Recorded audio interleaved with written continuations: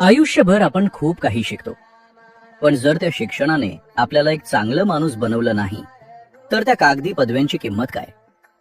आज आपण याच मूल्यांबद्दल आणि खऱ्या शहाणपणाबद्दल बोलणार आहोत. नमस्कार मित्रांनो, आजपासून आपण आपल्या जीवनाला एक नवी दिशा देणारी आणि स्वतःला अधिक चांगलं बनवण्याची संधी देणारी एक नवीन मालिका सुरू करत आहोत. तिचं नाव आहे पढट मूर्ख लक्षण.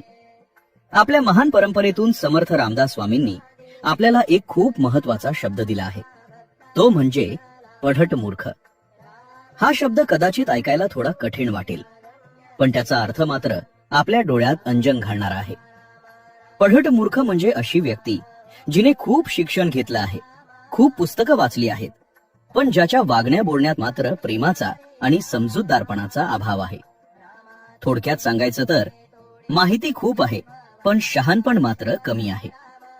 समर्थांनी आपल्याला हे खूप मायेने समजावून सांगितलं आहे की केवळ माहिती साठवणं म्हणजे खरं ज्ञान नव्हे.